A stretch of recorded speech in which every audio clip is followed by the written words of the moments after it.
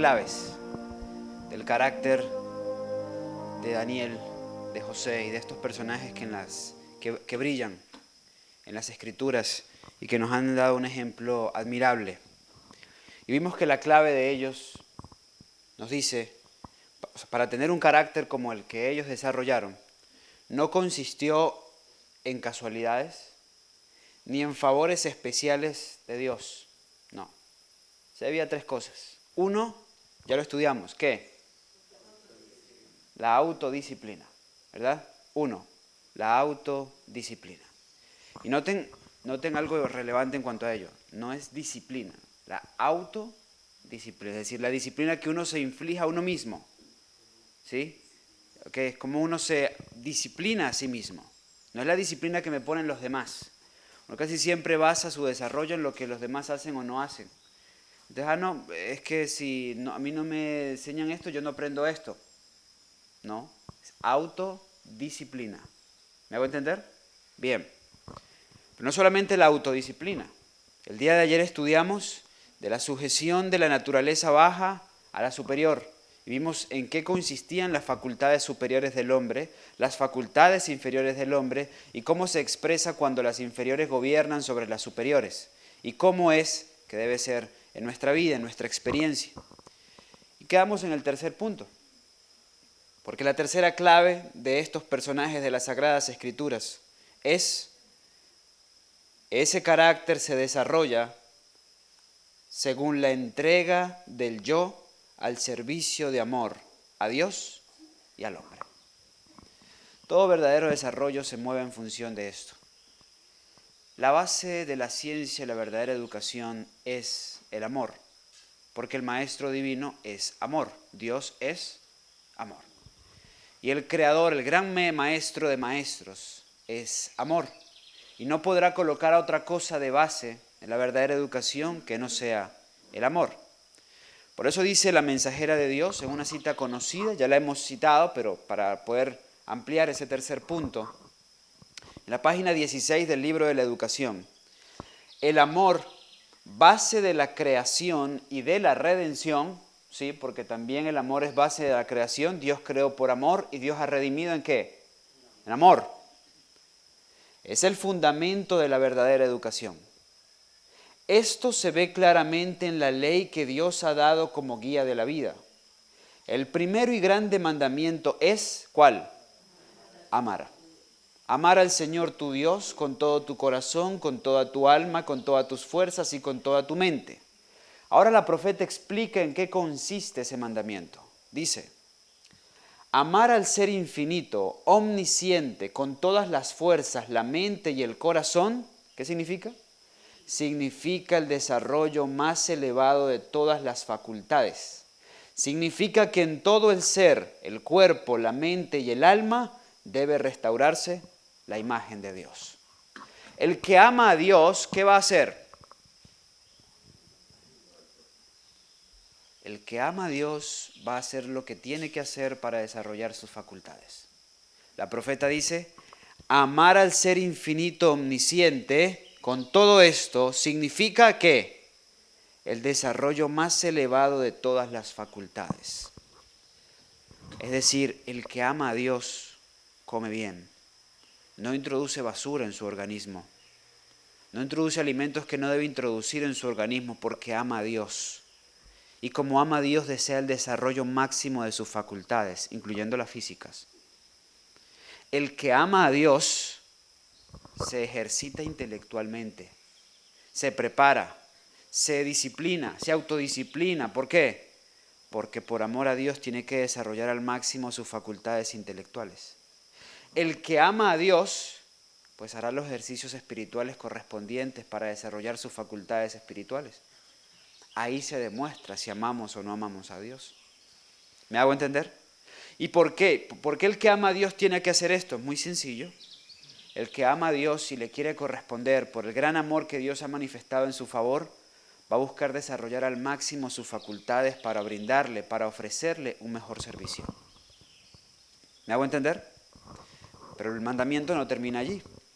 Semejante al primer mandamiento es el segundo: amarás a tu prójimo como a ti mismo. La ley de amor requiere la dedicación del cuerpo, la mente y el alma al servicio de Dios y de nuestros semejantes. Y este servicio, al par que nos constituye en bendición para los demás, nos proporciona a nosotros la más grande bendición.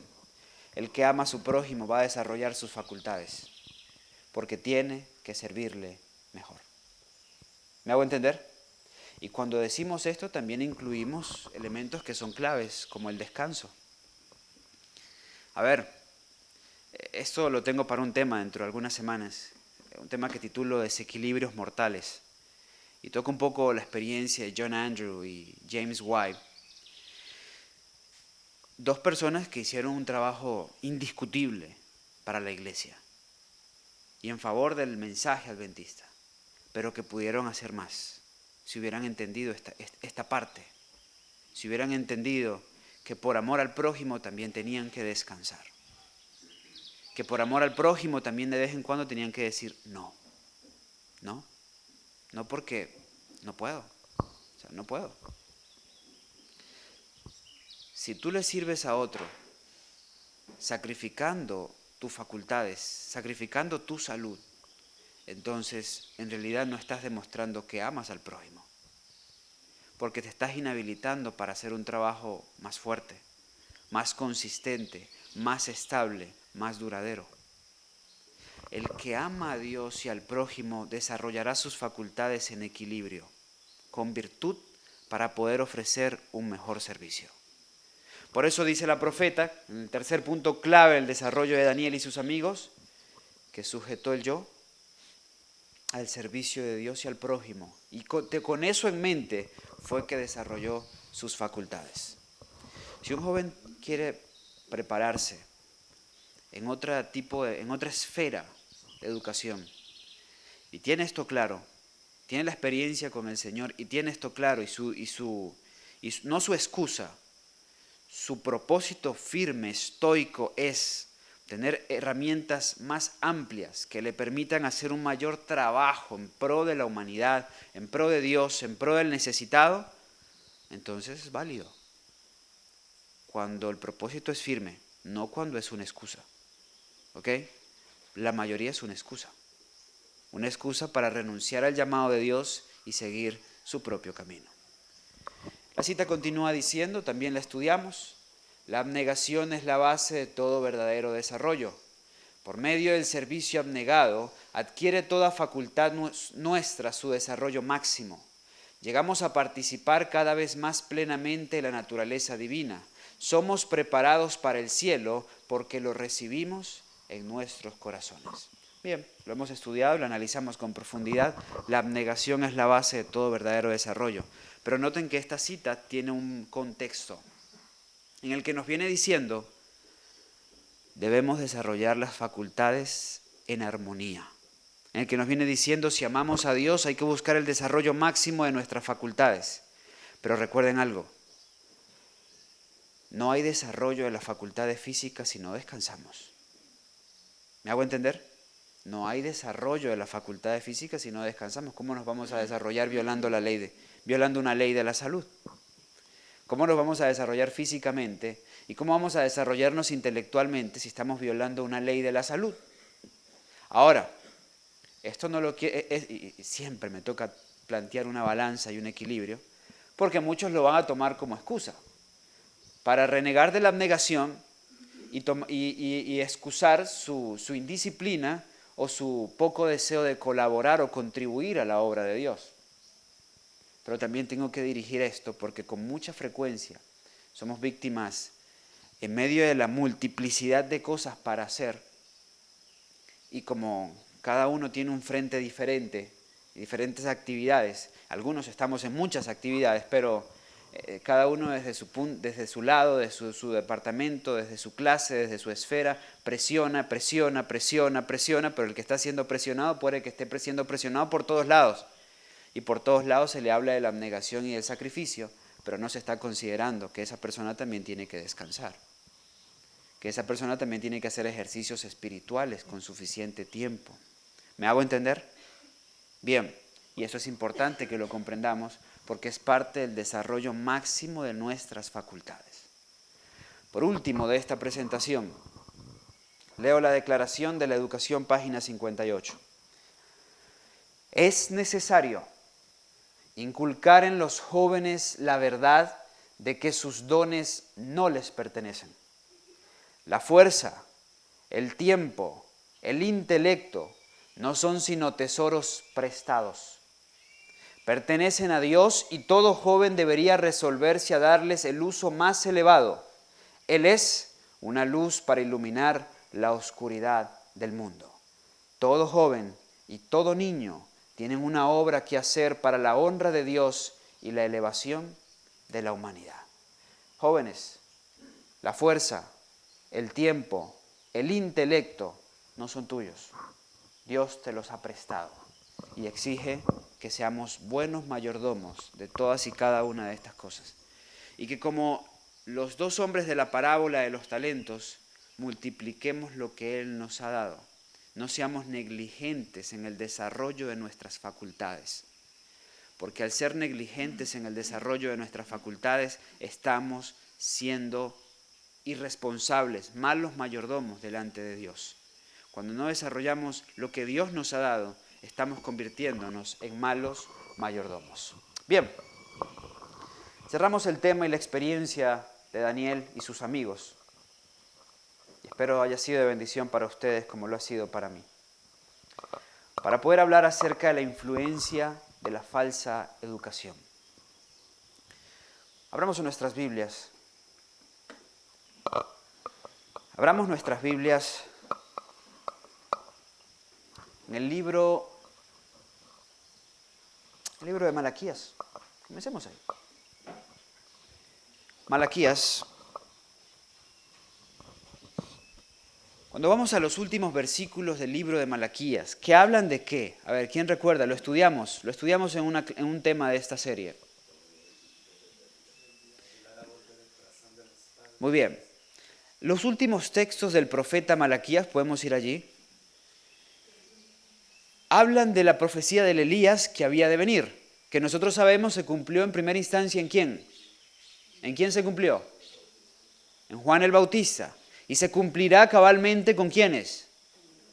Con tú y yo. Muy bien, excelente. Bien, esa profecía fue escrita aproximadamente unos 400 años antes de la venida de Jesucristo, de la primera venida de Jesús, del nacimiento, la encarnación de Cristo, de su nacimiento en Belén. Desde Malaquías hasta Jesús, hubo un periodo de tiempo que se le llama teológicamente el periodo del silencio intertestamentario, es decir, un periodo extenso donde no hubo profeta, porque el siguiente profeta después de Malaquías fue Juan el Bautista, ya para los días de Jesús. Durante ese tiempo no hubo mayores manifestaciones en cuanto a la revelación de Dios. Pero es curioso que cuando dejamos al profeta Malaquías, vemos a un pueblo que está esperando al Mesías, que había regresado del cautiverio, que había pasado por los procesos de reavivamiento y reforma de Esdras y especialmente de Nehemías, que se encontraban trabajando en pro del levantamiento de la nación, que habían aprendido la lección en cuanto a la idolatría y estaban esperando al Mesías. Pero cuando llegamos al Nuevo Testamento, después de esos 400 años de silencio intertestamentario, encontramos a un pueblo que si bien ya no era idólatra, como el que fue llevado a Babilonia, en el mayor sentido de la palabra, era un pueblo que no estaba esperando a Jesús. Un pueblo que había sufrido una transformación absoluta en su costumbre, en su educación, en su filosofía, en su doctrina. ¿Qué fue lo que pasó durante esos 400 años? Veamos acerca de esto. Si vamos a la historia, los judíos fueron llevados a Babilonia, cautivos por Nabucodonosor, específicamente por Nabuzaradán, su general, y Jerusalén fue destruida en el año 586 a.C. Los babilonios fueron imperio 66 años, un número característico de Babilonia. Y luego entonces llegaron los medos y persas. Bien, Ellos fueron cautivos, los israelitas, los judíos, en Babilonia y luego en Medo y Persa. Pero luego desde aquí, por órdenes de varios reyes, y conocemos los decretos, regresaron a reconstruir Jerusalén. Más o menos esto ocurrió en ese periodo. Babilonia, que imperó desde el año 605 hasta el 538, 539. Los medo-persas que tomaron allí el imperio, está registrado todo en Daniel 5, recordarán, el Belsasar y la desviación del río Éufrates, en fin. Y aquí están fechas significativas para el pueblo hebreo, fechas de decretos. Y aquí, entonces, en el año 331, el imperio lo toma Grecia. Ustedes conocen de esto bueno, no todos, pero la gran mayoría conoce de esto. Y la tercera bestia, Daniel 7, el tercer metal de Daniel 2, aparece Grecia con el gran cuerno, es decir, con Alejandro Magno, que comienza a tomar señorío en el año 331.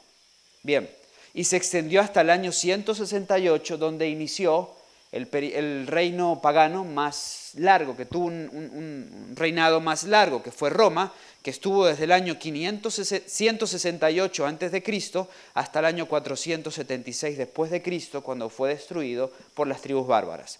Pero me centro en este periodo, porque este es el periodo intertestamentario, culminando el reinado medo-persa y gran parte, la totalidad del imperio griego y una parte de los romanos.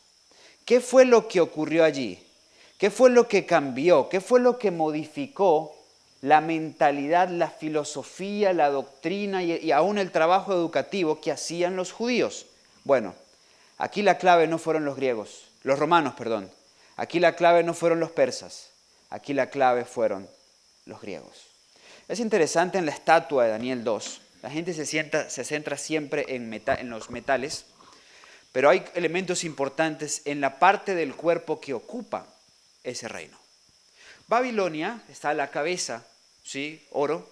Babilonia es la cabeza del falso sistema religioso. Y lo que hicieron los imperios subsiguientes era tomarlo del anterior y darle una característica propia, algo propio. Los medos y persas le aportaron la rigidez, la fuerza de sus leyes persas, irrevocables.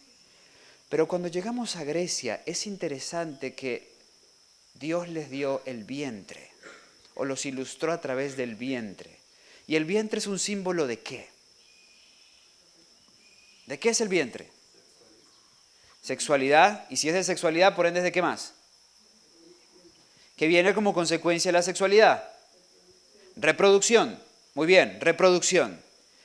Parte de la filosofía de los griegos no era destruir a los pueblos, era culturizar a los pueblos. Alejandro Magno llegaba a distintos lugares y él no buscaba destruir, buscaba culturizarlos, es decir, mezclar la cultura griega con la cultura presente y a través de la cultura y a través de la enseñanza, a través de la educación, entonces modificar por completo estos pueblos y así asegurarse la permanencia del pensamiento griego. Déjenme decirles algo, tuvo éxito. Alejandro venía de la escuela de Aristóteles, que venía de la escuela de Sócrates, que venía de la escuela de Platón, los tres grandes filósofos griegos. Aprendió de ellos que la única manera de que el imperio griego permaneciera, por lo menos su filosofía, su pensamiento, era que educaran, que donde quiera que llegaran, modificaran el pensamiento de la cultura y entonces se asegurarían la permanencia del imperio griego. Y déjenme decirles que tienen éxito. Hoy estudiamos un término, biología, del griego bio, vida, logos, ciencia, ciencia que estudia la vida. Eso no es. Muchas de las palabras que utilizamos vienen del griego.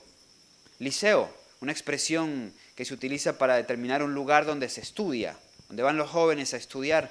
Es el lugar donde los griegos se reunían en las plazas para debatir de filosofía y ciencia. Pero los ilustro de una manera más amplia. Veamos la influencia griega sobre el mundo. El libro de historia nos dice, la sofisticada cultura griega requería una colonización altamente desarrollada y una vida de ciudad. El estado de ciudad era el único concepto social de la cultura griega madura, pero no era una ciudad con paredes y fortificaciones. Estaban más interesados en la utilidad de la ciudad para promover la cultura griega. Los reyes griegos fueron conocidos por establecer grandes ciudades, colonizar y mezclar culturas juntas, ¿bajo qué? Bajo los principios griegos. Combinaban culturas, pero siempre bajo la ideología y la filosofía griega. Nos dice también, imperios previos impusieron enérgicamente su cultura y religión sobre aquellas naciones que conquistaban, pero esto era siempre difícil. Alejandro fue el primer emperador en mirar la cultura nacional y la religión aparte de lo militar. ¿Cuál fue la influencia griega sobre los judíos? Notemos lo siguiente. Ustedes saben que Alejandro, víctima de sus pasiones, y bien dice la Biblia, es mejor un hombre que se controla a sí mismo que el que controla imperios. Alejandro conquistó el mundo. A los 27 años Alejandro era el señor del mundo conocido, pero nunca se pudo conquistar a sí mismo. Y murió en Babilonia a los 33 años de edad, víctima de sus pasiones. Para algunos, como parte de una orgía, con mucho alcohol y algunas sustancias extrañas que había traído desde la India, de donde venía en ese momento, había llegado hasta la India a conquistar allá. Y por la muerte de Alejandro, como aparece ilustrado también en el libro de Daniel, se levantan 4 grandes generales, uno Casandro, otro Lisímaco, otro Ptolomeo y finalmente Seleuco, que se repartieron el imperio de esta manera. La parte oriental la tomó Seleuco, la parte sur, es decir, Egipto, y la zona norte de África la tomó Ptolomeo. Lisímaco había tomado las regiones de la actual Turquía, en fin, y Casandro había tomado lo que es actualmente Grecia, de donde nació el imperio griego, específicamente Alejandro era de Macedonia. Bien, Seleuco y Ptolomeo, estos 4 generales comenzaron a hacerse guerra, porque en realidad lo que cada uno de ellos quería era todo el territorio de Alejandro. Parte de los conflictos que lo tuvieron Ptolomeo y Seleuco. A Seleuco le pertenecía el territorio que incluía Jerusalén y Ptolomeo estaba al territorio de Egipto. Ellos combatieron y Ptolomeo finalmente logró extender su reino. Logró apoderarse de las tierras donde se encontraba Palestina. Nos dice la historia, Flavio Josefo, uno de los reyes Ptolomeos, comisionó estratégicamente a un gran número de rabinos eruditos para que fueran a Alejandría y tradujeran el Antiguo Testamento al idioma griego. Así comenzó todo. Que vinieran unos eruditos fariseos a Alejandría, Egipto, y ahí tradujeran el Antiguo Testamento al idioma griego. Comenzaron a combinar religiones y cultura. Comenzaron a mezclarse los pensamientos, la doctrina, la filosofía. Nos dice, en cuanto a la influencia económica, los gustos judíos se volvieron más refinados. Se interesaron en artes menos prácticas, en especial en la pintura. Volvieron sus casas más hermosas. Su ropa copió las modas de los griegos. Comenzó a permearse la cultura griega. Los judíos fueron educados por el Señor para practicar artes muy prácticas. La panadería, la agricultura, la herrería, la carpintería. Pero de repente llegan los griegos y dicen, mira, eso de la agricultura no es muy elevado, ¿saben? Vamos a usar otras cosas que son más refinadas, ¿sí? Vamos a aplicar a otro tipo de manualidades, de otro tipo de artes menos útiles, pero con más clase. Y los judíos comenzaron a copiarlo, comenzaron a implementarlo y se fueron alejando cada vez más y más de los principios establecidos por Dios. Pero también, y sobre todo esto, los influenciaron en la educación. Les doy un ejemplo. Cuando ustedes abren el Antiguo Testamento, ustedes no consiguen ningún tipo de definición por concepto, porque no es el modelo educativo hebreo original. En el modelo educativo hebreo original, el que quiere conocer la nieve, que dice yo conozco la nieve, es porque la ha agarrado, la ha probado, la ha sentido, conoce su textura, su color, ¿me hago entender? Es algo de experiencia. Que dicen, yo conozco el agua. Es porque la ha usado para bañarse, para tomar, entiende de qué se trata, en fin. Pero de repente aparecen los griegos y les dicen, ¿ustedes conocen de agua? Sí, claro. Su fórmula química es H2O. Está en estado sólido, líquido, gaseoso, en fin. También todo es el solvente por excelencia. Es decir, desaparece la practicidad en la enseñanza y se comienza a introducir lo teórico. Entonces decían, yo sé porque manejaban el concepto, pero no porque tuvieran la experiencia. Eso delante del Señor no es conocimiento, porque conocimiento no es un concepto, conocimiento es una experiencia. ¿Me hago entender? Uno no conoce, la Biblia no exalta el conocimiento de Dios, la Biblia realza el conocer a Dios, porque ese es el verdadero conocimiento. Como hemos hablado en antaño, muchos se perderán conociendo de Dios, pero nadie se perderá conociendo a Dios. ¿Me hago entender? Entonces llegan los griegos y modifican todo, y eso es hasta nuestros días. ¿Cómo educamos nosotros? Teóricamente a través de conceptos. Y nuestro modelo educativo y nuestro sistema de enseñanza cada vez es menos práctico y más teórico en ese sentido. Entonces, enseñamos matemáticas prácticamente inutilizables para nuestros alumnos. Enseñamos álgebra poco práctica para nuestros alumnos. Enseñamos física que los chicos no entienden cómo la conectan con la realidad o cómo influye en la realidad. Y repito, porque he hecho mención a ello, toda ciencia es de Dios. Toda ciencia es de Dios. Toda ciencia verdadera, toda verdad científica le pertenece a Dios. Pero en nuestra metodología de enseñanza debemos conectar la teoría con la realidad, con la práctica. Yo no puedo enseñarle español a los chicos y hablarles de cosas que ellos jamás van a usar en su vida. Cosas que ellos vean, o sea, cómo influye en su vida, en mi hablar, en mi escribir, a la hora de expresarme, a la hora de entender, a la hora de comprender. ¿Me hago entender? Debe estar ligado, sin duda, a lo práctico. Los griegos hicieron esto con los judíos y lo heredaron al mundo. Eran el vientre, la reproducción. Reprodujeron el sistema educativo en todo el mundo. Y es una manera en la que yo veo que nuestro sistema educativo ha sido afectado. Porque claro, la mayoría de nosotros, incluyendo los que enseñamos aquí, pues fuimos enseñados allá. Y allá nos enseñaron así. La geografía, descripción del geo. ¿Sí? ¿Me hago entender? Descripción del geo, en fin, cosas como esas. Y todo es conceptos, definiciones que cada vez se hacen más abstractas y los chicos menos pueden conectar con la realidad. Todo lo teórico tiene que conectarse con la realidad práctica. Punto. Así la enseñanza es efectiva, es eficaz. Porque, repito, no es válido el conocimiento para el cielo de aquel que dice agua, sí, H2O, líquido solvente por excelencia, estado líquido, gaseoso, sólido, en fin. Eso es útil, pero él tiene que saber qué es el agua. Tiene que entender qué es el agua. ¿Me hago entender? Porque así, eso es parte de la verdadera educación y es parte de lo que debemos considerar maestros, pedagogos, a la hora de enseñar.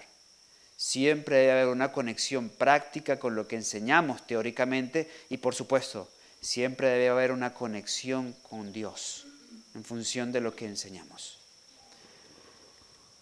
¿De qué manera influyeron ellos en la educación? Rápidamente, comento al respecto. Y voy cerrando con estos puntos. Platón, padre de la filosofía, fue el filósofo griego, uno de los pensadores más influyentes de la historia. Su nombre quería decir el de las anchas espaldas. Fundó en Atenas la Academia, considerada por muchos la primera universidad europea donde se estudiaba filosofía. Fue alumno de Sócrates y maestro de Aristóteles.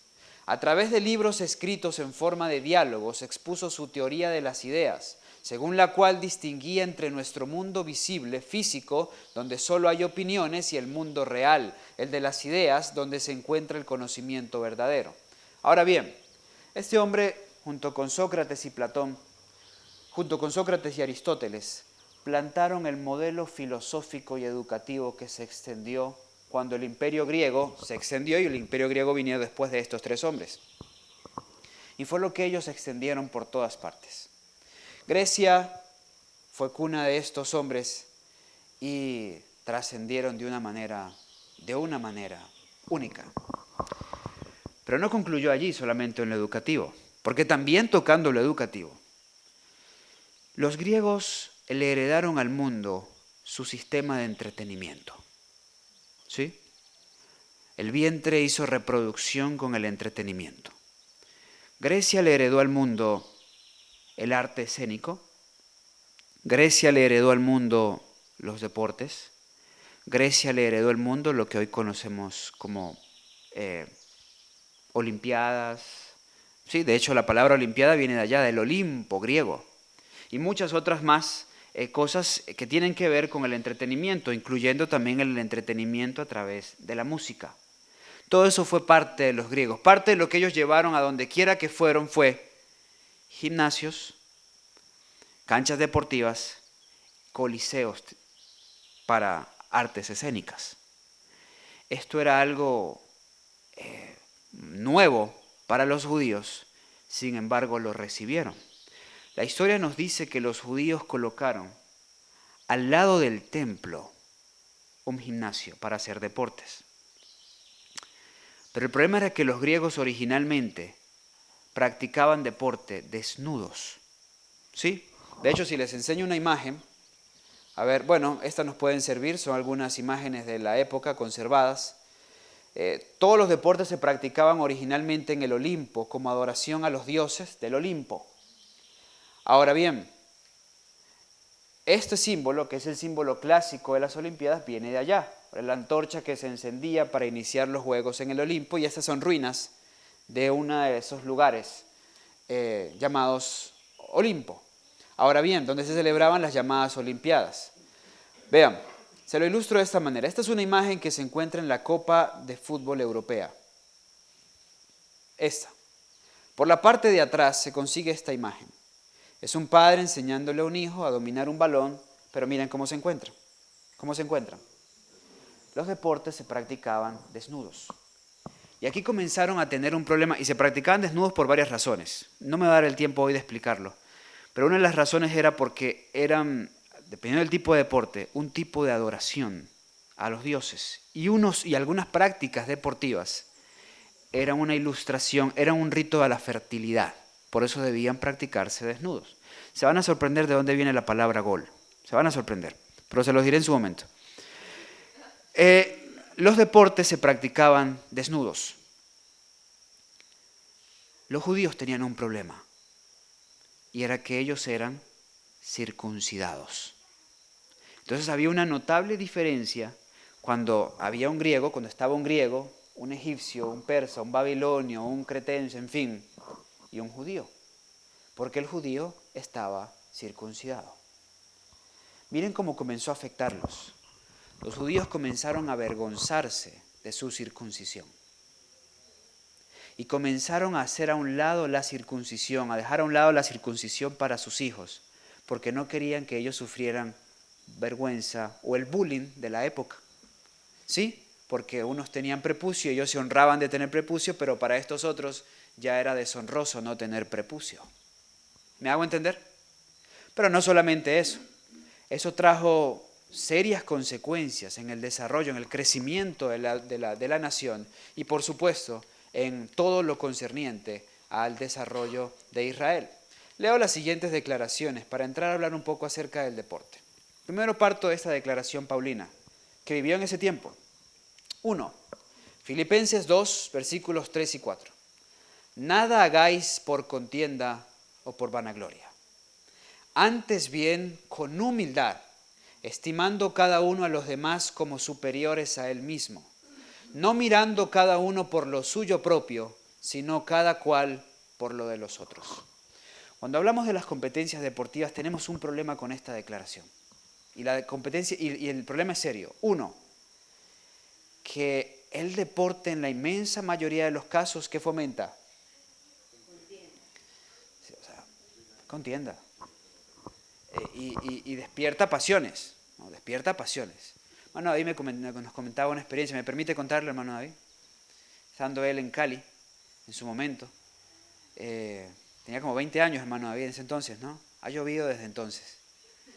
Bien, estaba en Cali y dice que estaban jugando,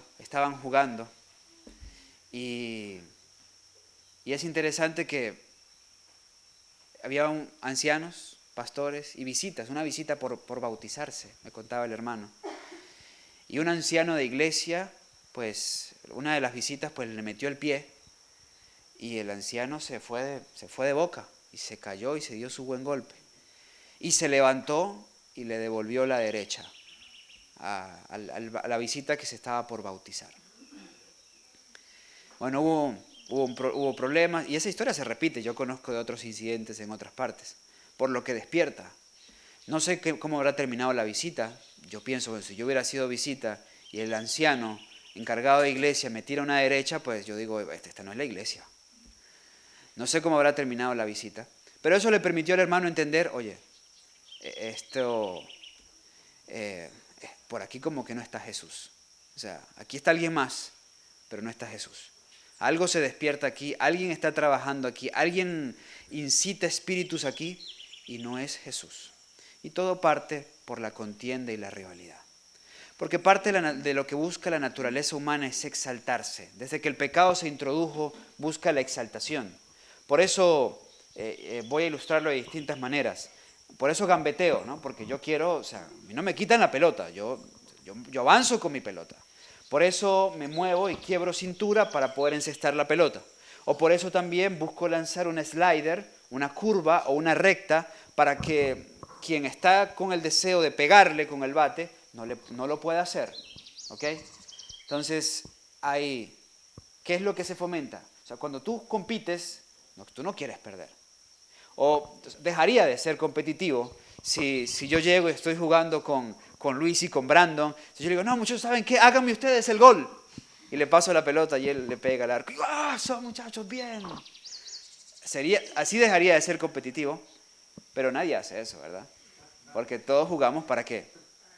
Para ganar. O sea, yo lo quiero burlar, yo le quiero hacer un caño, yo le quiero hacer un sombrero, yo le quiero hacer una gambeta, yo quiero que él no consiga la pelota y yo pueda avanzar hasta el máximo para poder hacer mi gol y sentir la satisfacción de que soy bueno. ¿Ok? Pero la Biblia nos dice, nada hagáis por contienda o por vanagloria. La semana pasada tuvimos un incidente, no se perturben quienes estén aquí, ¿no? Eso ya quedó atrás, pero permítame citárselos para entenderlo un poco. Para que veamos lo que despierta esto y por qué es un problema para nosotros en un lugar como estos. La semana pasada, chicos, se fueron de una clase. Toda una tarde. Una clase que una profesora preparó con esfuerzo, con sacrificio, durante tiempo, durante un rato largo, que se dispuso a compartir con un grupo, con un curso específico. Pero dos muchachos dijeron, no, más buena está la cosa allá. Y se fueron allá, en ese entonces estaba allá. Y se fueron allá, pues, a darle a la pelota toda la tarde. Entonces, ahí tú ves cuando algo es tan potente que nos nubla la razón, el juicio y la voluntad. Yo me acuerdo con la Copa América del 2011, estaba en la Fundación de Venezuela, Copa América Argentina 2011 recuerdo. Y estaba Colombia jugando, estaba Venezuela jugando. Pues la ventaja en Venezuela es que, con el tema del fútbol, es que al venezolano nunca le ha importado mucho el fútbol, ¿no? Entonces, no les importa mucho el fútbol, entonces, pero sí les importa otros deportes, como el béisbol. Pero sin embargo, pues estaba la fiebre, pues siempre cuando vienen esos eventos la gente se conecta con lo que está pasando. Y me acuerdo estaba la Copa América, jugaba Colombia, en otro horario jugaba Venezuela. Y recuerdo un día que la mayoría de los estudiantes decidió fugarse, irse de la clase porque ese horario jugaba la selección. Y se fueron. Y después supe algo peor, que estaban apostando. Y eso ya va más allá. Eso ya va más allá. Entonces ahí tú identificas cuando algo se convierte en nocivo para las personas. Tú identificas cuando algo se convierte en nocivo para las personas. Cuando algo es nocivo realmente para una persona. Y así pudiéramos hablar de distintos males. Cuando estábamos allá en Manzanares, hermana Marina, me acuerdo el viernes de la semana que estábamos allá, habíamos ido a Marquetalia, bien. Y de regreso a Manzanares teníamos que predicar. El problema es que cuando estábamos saliendo de Marquetalia nos dimos cuenta que todo el mundo estaba vestido de amarillo. Yo me puse las manos en la cabeza y dije, esta noche no van a haber hermanos en la iglesia. Cuando supe la hora del juego dije, no, esta noche no hay hermanos en la iglesia. El color amarillo me revela que no van a ir. No, me dijo mi compañero, Neider, no, pero es que son adventistas, van a ir a la iglesia, o sea, es sábado. O sea, no puede ser, o sea, el sábado es sábado. No, vas a ver que no van a ir. Vas a ver que no van a ir. Pues, no quiero tener poca fe, pero yo creo que no van a ir. Llegó la hora del sábado. Y hermanos, estaba la hermana Marina, estaba el pastor, estaba Neider, estaba yo, y creo que había una parejita. Eso era todo lo que había en la iglesia. A los hermanos al día siguiente pues llegaron muchos y la iglesia ya estaba, el grupo estaba lleno el día siguiente. Hermanos, ¿cómo está? ¿Cómo le va? Bueno, feliz sábado. Hermanos, no, es que ayer me llegaron unas visitas y... no, está bien, hermano, no se preocupe. No, que mi hija le dio así como diarrea, pero al final se le quitó, yo no sé qué. Ya. No, que tenía como gripe. Bueno, hermano, ¿y qué puedo dar? Mire, yo le puedo dar alguna recomendación. No, ya se le quitó. Bueno, está bien, hermano, no se preocupe. Feliz. Yo sabía, no tenían necesidad de mentir, ¿no? Yo sabía dónde estaban, pero bueno, cada uno con su cuento en ese sentido. Pero ahí tú ves lo nocivo. Ahí tú ves lo nocivo. O sea, que pongas por delante del Señor, que pongas por delante del mandato de Dios, esto, tú dices, aquí hay un problema de idolatría. Aquí hay un problema profundo de idolatría. Y voy a terminar con esto aquí, no he tocado nada de los deportes, tenemos que analizarlo, será en la próxima entrega, porque es algo que tenemos que analizar con detenimiento. ¿Hay recreación? Hay recreación, tenemos que hablar de la recreación. ¿Tiene un lugar el juego de pelota? Tiene un lugar el juego de pelota, la profeta habla de eso. Pero tenemos que hablar en primer lugar de cómo nos afecta. ¿Qué es lo que tenemos que evitar con este tipo de elementos introducidos por los griegos? ¿Qué representan? ¿Qué expresa la profeta? Para que tomemos determinaciones. Nosotros como institución y cada padre con su familia, porque hay un asunto donde no entramos nosotros los profesores, donde entran los padres y se respeta.